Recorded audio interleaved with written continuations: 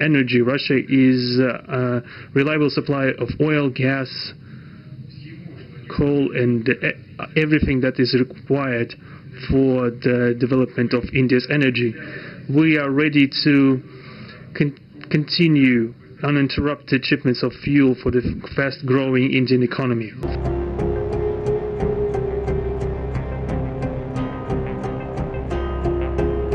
During his visit to India, Vladimir Putin vowed uninterrupted supply of fuel to India, signaling open defiance of US pressure.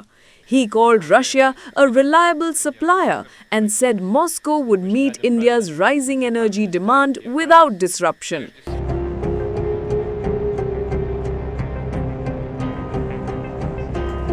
However, behind the warm hugs and tall promises, India's Russian oil imports are actually shrinking fast. Trade data shows that December 2025 is set to see India's lowest Russian oil imports in at least 3 years.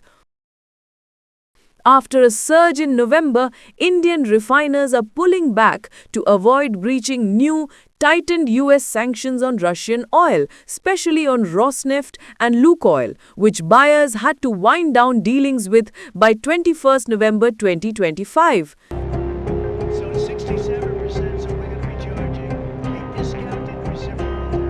India's pivot also comes after Donald Trump slapped a 50% tariff on Indian goods in August, arguing New Delhi's Russian oil binge undermined US sanctions. You know, I've been very disappointed that India would be buying so much oil, as you know, from Russia.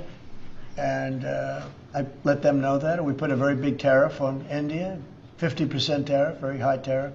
New Delhi called the tariffs unreasonable and unjustified. Access and cost themselves became pressure points on nations. Double standards are clearly in evidence. Excellencies, peace can certainly enable development, but by threatening development, we cannot facilitate peace. Making energy and other essentials more uncertain in an economically fragile situation helps no one. Therefore, the way out is to move the needle towards dialogue and diplomacy, not in the opposite direction.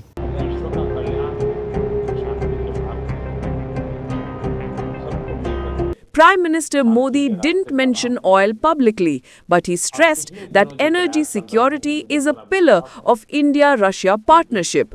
Regarding Russian oil imports, Foreign Secretary Vikram Misri said that India is focusing on two main goals: keeping energy prices stable and ensuring reliable supplies. We have been fairly clear in terms of communicating that as a significant importer of energy, our priority is to ensure that 1.4 billion people in India have their energy needs secured. And our energy sourcing policies are guided entirely by this imperative. Ensuring stable energy prices and secure supplies are the twin goals of our sourcing policy. And part of this, therefore, goes into the area of diversifying energy supplies, and our partners, traditional as well as new, understand this and appreciate this. They also appreciate that Indian companies will take, and I point to the fact that this is something that covers both private companies as well as public companies, because in both cases these are publicly listed companies.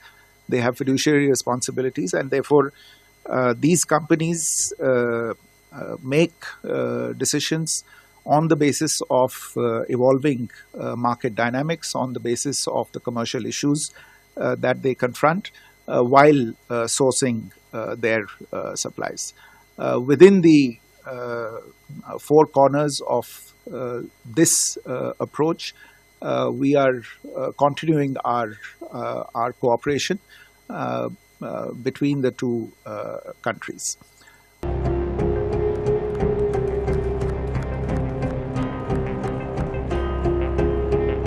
On paper, the partnership is resilient to external pressure. But in the real world of oil tankers, banking sanctions, and global geopolitics, India is cooling its Russian oil dependence just as Putin vows to deliver more than ever. Is this a temporary dip or a strategic course correction? The next few months will decide whether India keeps walking the tightrope or rewrites its entire energy map.